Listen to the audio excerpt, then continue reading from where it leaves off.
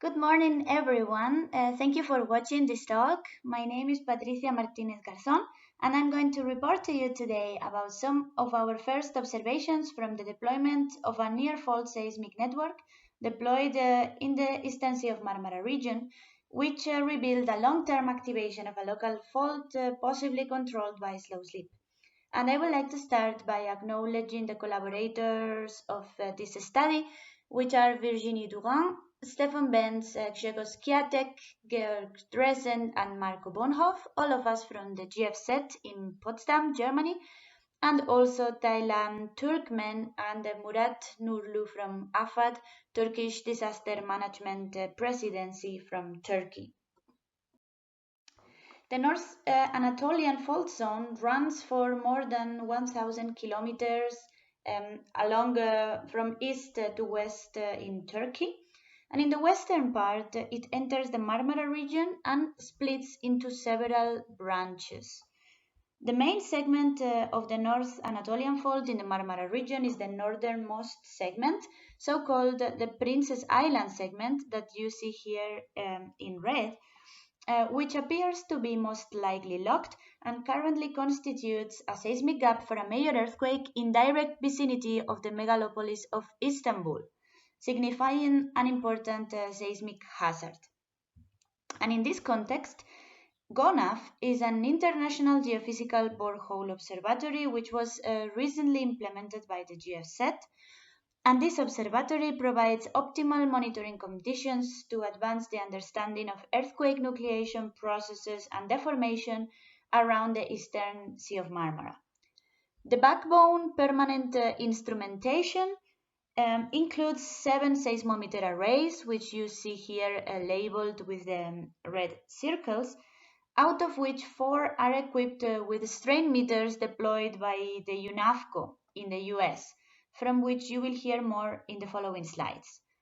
In addition, the observatory is complemented with dense temporary networks, such as the one I will focus in the following slides, SmartNet, which was deployed in the Armutlu Peninsula.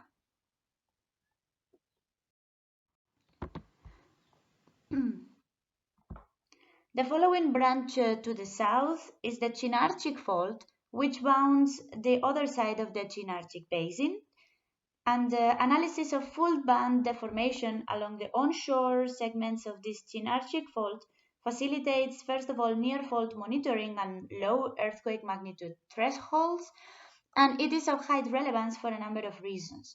First of all, this fault segment likely hosted in 1963 a magnitude 6.3 earthquake, which was a normal fault in earthquake, and it was the largest in the Marmara region in the instrumental era. The fact that it was a normal faulting event implies that the fault could act potentially as a tsunami-genic source.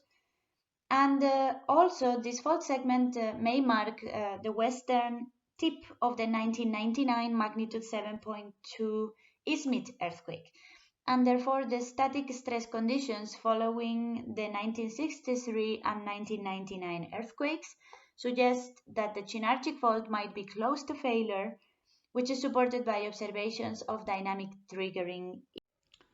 In a recent study, we focused on the recordings from the GONAF UNAFCO strain meter instruments in the Sea of Marmara region. And you see here one of these strain meters. Strain meters are very sensitive instruments capable of detecting strain changes in the crust down to the Armstrong scale. From them, we can get information on the horizontal strain tensor, as well as from 3 strain components, which are here illustrated. The areal component in black, representing a uniform compression or dilatation of the borehole, and the red and blue curves represent the shear deformation from compression on one side and extension in the other, so that the total borehole area remains unchanged. Signal processing of the strain meter data included correction for the borehole curing trend, tidal effects, as well as coseismic offsets. And looking at the temporal evolution of the strain meter recordings from the Esenkoi station, covering a period of approximately 3 years, we observed this clear, strong signal in the shear components, which lasted for about 50 days, and it's not seen in the aerial component, which is more sensitive to atmospheric variations. And you can see on top the location of the Esenkoi strain meter, which does not appear to have any remarkable source of anthropogenic noise close by, and also no clear correlation between our observed strain signal and seasonal fluctuations could be identified.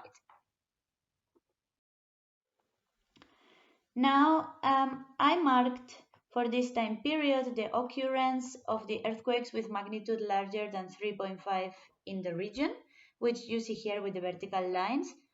And we found that the magnitude 4.2 earthquake that occurred in 2016 near the town of Jalova occurred approximately at the time of the onset of our strain meter signal, approximately 30 kilometers away from the strain meter.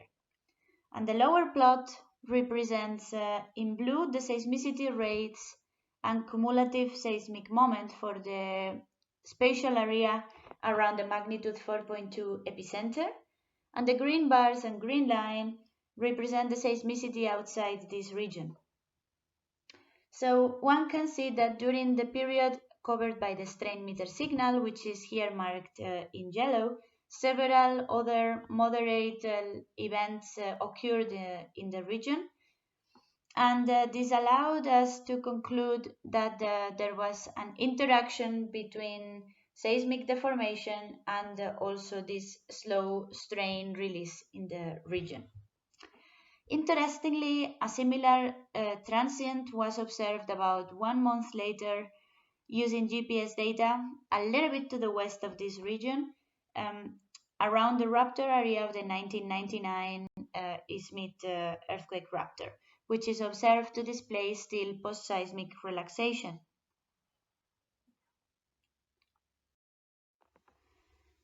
In 2019, we deployed a temporary network composed of 30 seismic stations in the Armutlu Peninsula, in the northern portion of it, which you can see here extended. The stations are represented by the yellow triangles. And this deployment had the main objectives of, first of all, identify the main seismically and aseismically active structures in the northern portion of the Armutlu Peninsula, and secondly, to unravel the kinematics and driving mechanisms of the microseismic events in the region. The colorful dots that you see here represent our recovered seismicity catalog, analyzing data so far during 13 months with conventional methods. And this way we could calculate about 1,642 earthquakes that occurred between the time period January 2009 to February 2020.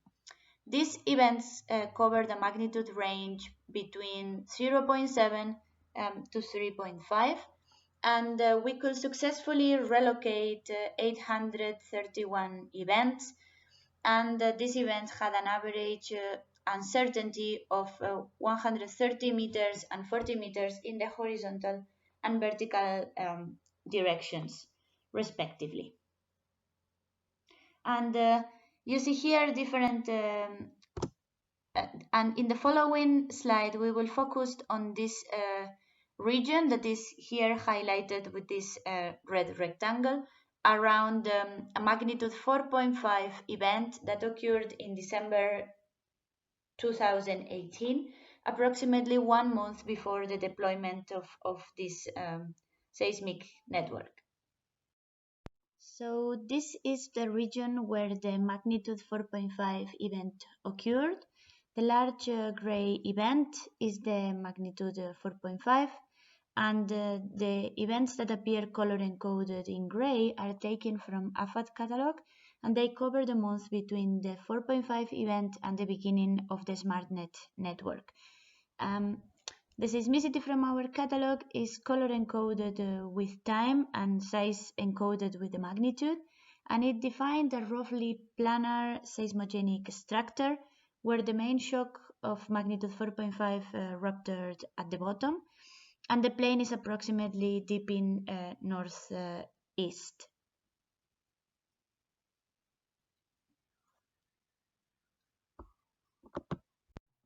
So, looking at the temporal distribution of the seismic events included in our catalog, we observed that the seismicity following the magnitude 4.5 event occurred in 4 clear semi-periodic sequences lasting few days, each of them containing more than 30 events per day, and separated by time periods between 50 to 90 days of duration.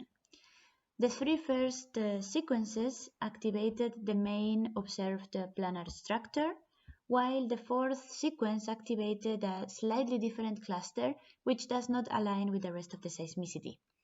And we could calculate double couple moment tensors for 240 events using the software hybrid MT, including the solution for the 4.5 event, which is here represented by the star. And this event displayed normal faulting kinematics in agreement with the normal faulting stress regime. And one of the fault planes appeared to deep northeast, which is in good agreement with the activated planar structure by the seismicity. In the next step, we divided this region into 4 areas. Areas A, B, and C correspond roughly to the seismicity from the 3 first sequences, and are included inside this main fault suggested by the seismicity. Here the moment tensors are color encoded with their faulting style, red being normal faulting and green being strike slip. And their composite focal mechanisms are shown here, and they appear to be in very good agreement in between themselves and also with the 4.5 event and with the structure delimited by the seismicity. Finally, the region D corresponds roughly to the seismicity from sequence 4, which occurred outside the main structure, and the focal mechanism, the composite focal mechanism, is clearly different, displaying a strike slip kinematics despite being located at a similar depth. So in the upper part of this figure, you can see again the temporal evolution of the analyzed sequence, now also including some time before the Esenkoi magnitude 4.5 earthquake, which is shown here with the vertical line. And here in the upper part of the plot, you see the time in days from the magnitude 4.5 Esenkoi earthquake, and here is the absolute date. So the lower panels display the recordings from the differential and engineering components of the strain meters Bosphorum and Esenkoi, Bosphorum in purple and Esenkoi in black. And the corrected recordings from these strain meters show a strain transient that approximately started at the origin time of the 4.5 earthquake, and the transient strain signal appears to reach its maximum approximately 80 days after the 4.5 event, and then it is followed by a slow recovery during the following 70 days when the strain components reach again a similar value as before the earthquake. And therefore the entire strain transient covered the time of the occurrence of the 3 first sequences, or at least the first 2, between the 2 and the 3 first sequences.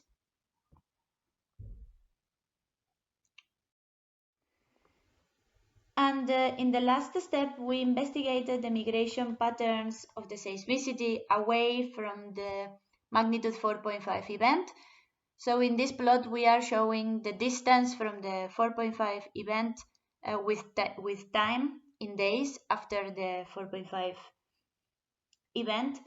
And we included for the first month the seismicity from the AFAT catalog, which is shown here in brown, for the time period between the 4.5 event and the beginning of our operational start of the SmartNet network.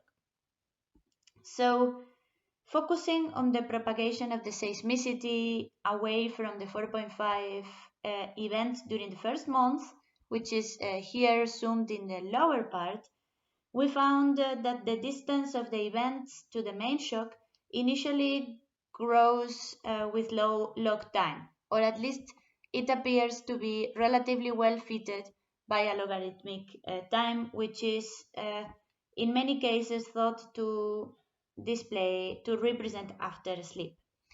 And as you can see here, after the first month, the seismicity remained within the activated area during the first month.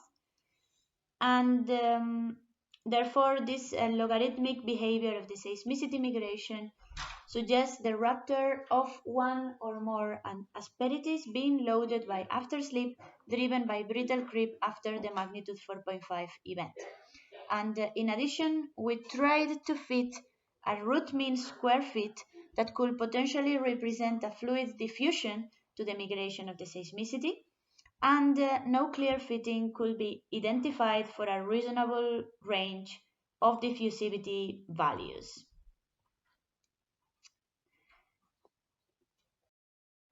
The occurrence of seismic sequences following a main shock might be explained by several physical mechanisms.